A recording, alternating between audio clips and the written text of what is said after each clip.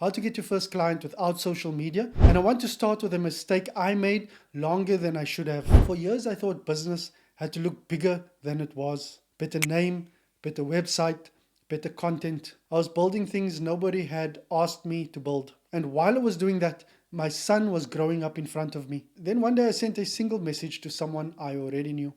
Not a pitch, just one question about a problem they were dealing with. And what they said back told me more in 20 minutes than months of building had. That is what this video is about. How to get your first client without social media, no website, no content calendar, just 3 questions and a warm list of 10 people you already have access to.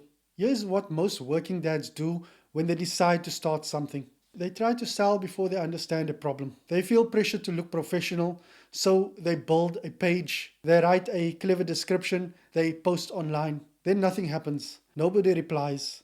So they assume the idea is wrong. But the idea may not be wrong. The order is wrong. That is the pitch trap. We suffer more in imagination than in reality.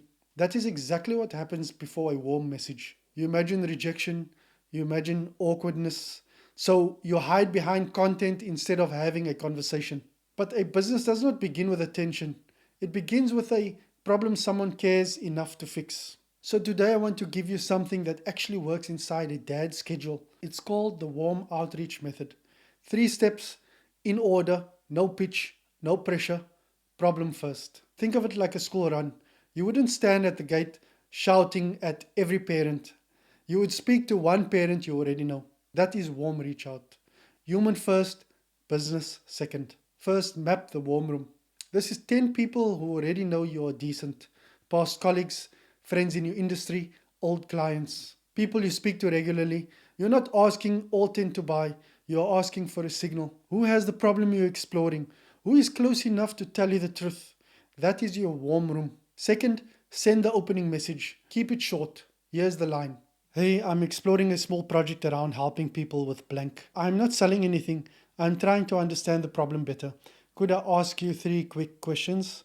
That's it. It removes the performance and it tells the truth. It protects your confidence and you are doing research, not pitching. Here's the question I want you to sit with before step 3. Think about the last time someone came to you at work with a problem and you solved it in under 10 minutes. You probably didn't even think it was valuable, but they walked away relieved. That person is on your warm list. Drop that in the comments. What was the problem in 1 line? Because that is where your first client path is most likely hiding. Third, when they say yes, ask the 3 questions. Question 1, what is the one part that keeps taking more time, energy, or headspace than it should? This finds the real drain. Let them talk. Don't fix it yet. Question 2, what have you already tried and where did it break? This is where you find out if the problem has weight. If they say, I have not tried anything, it may not matter enough yet. If they say, I tried a tool, then a spreadsheet, and it still breaks, now you are hearing something real. Question 3, if this was solved in the next 30 days, what would change for you? This brings the problem into the actual life. Would they save 5 hours? Would they stop missing dinner? Would they feel calmer on Sunday night? You are listening for the value they cannot yet name. Time, stress, confidence, family margin. Because a first client is not buying your service. They are buying a better week. After those 3 questions, do not pitch. Use the permission bridge. Say this. That is really helpful. I have a rough idea that might help. Would you be open to me sending it over? Now the offer is invited, not forced. If they say yes, keep it simple. Based on what you said, I could help you with blank over the next 30 days. We would focus on blank, blank, and blank. If that sounds useful, we can talk through what it would look like. No proposal, no fake scarcity, no 14-page deck. 1 clear problem, 1 clear result, and 1 clear next chat. Here's why this matters for the 6-week runway we talked about last time. In 6 weeks, you do not need a full business. You need evidence. Evidence that people have the problem.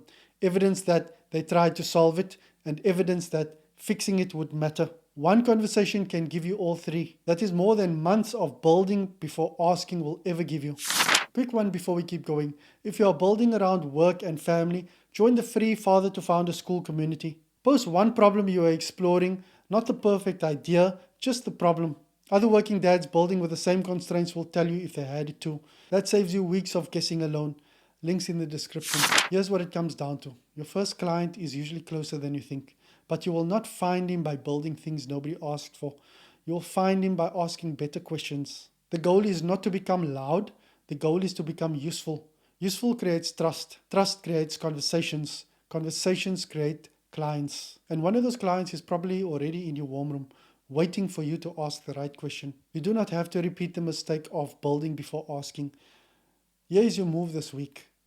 Write a 10-name warm list, choose 3 people, send the opening message, ask 3 questions. Then stop and listen. No pitching on message 1, no building before you have signal, no disappearing from your family because you are trying to look like a business owner online.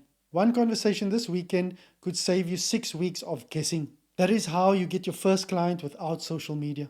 Next, I will show you how to price the value you already create at work.